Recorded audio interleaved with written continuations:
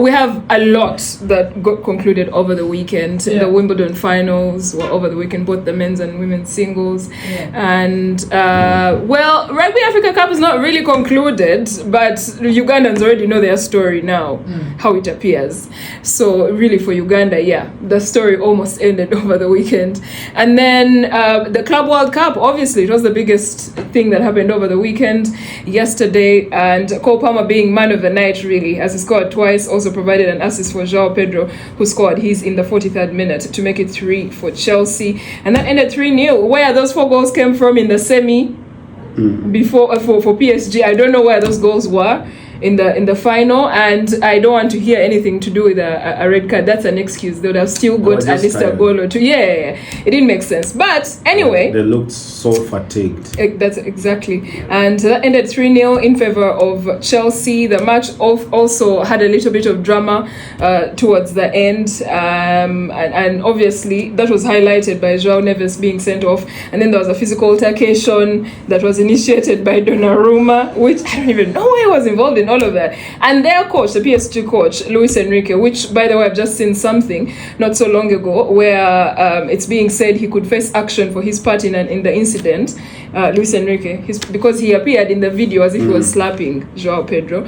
And he said, when he was asked about it, he said, I have no problem expressing my feelings at the end of a high-pressure game. It is very stressful. João Pedro said, PSG don't know how to take a loss. They don't know how to lose. Because obviously you've won so much. You're just happy from winning the Champions League a few months ago. You know, you're in a high. Just lose this and keep quiet. They embarrass themselves. Anyway, many Chelsea fans are happy about it, but let's see if we shall see the same kind of Chelsea in the Premier League. Usually they're two different stories. But we'll get there. We'll see. There's a lot happening from Arsenal, maybe because of the pressure that the fans have been putting them under the past week, when the fans had Noni Madueke might make his way to Arsenal before Victor Gyökeres. Well, like, come on, man.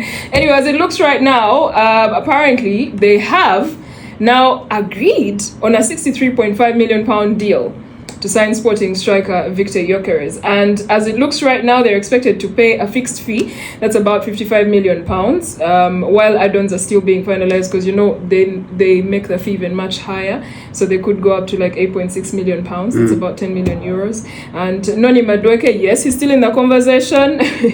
And he did leave the Chelsea camp earlier to prepare for his medical at Arsenal, and maybe we should expect an announcement very, very soon this week. It will be a £52 million deal that is being completed right now for Noni Madueke.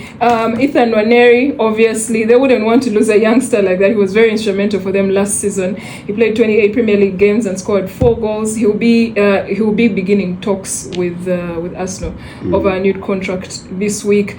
Also, there's a defender that has just entered the conversation a few days ago. Now it's looking more serious, because Arsenal are interested in a Valencia defender, Christian Mosquera, and personal terms have already been agreed.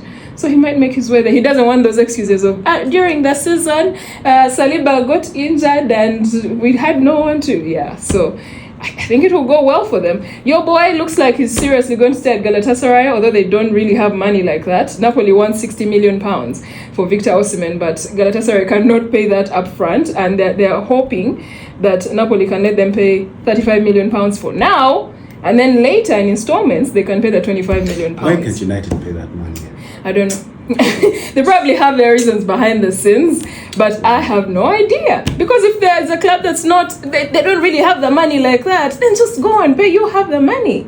Speaking of Man United, since you brought it up, this week where they're expected to make a third bid, probably it will be the one that will be accepted for Brian Bomo, and the first one was £55 million. Brentford refused. 62.5 million pounds, which was the same money that they bought Cunha for. Brentford refused. They want more than that. So let's wait and see this week. Reports claim Brian Bomo is very frustrated right now, because he already told Brentford, I don't want to stay. But then even where you're going, it's like they're not making a choice. So he's very frustrated right now.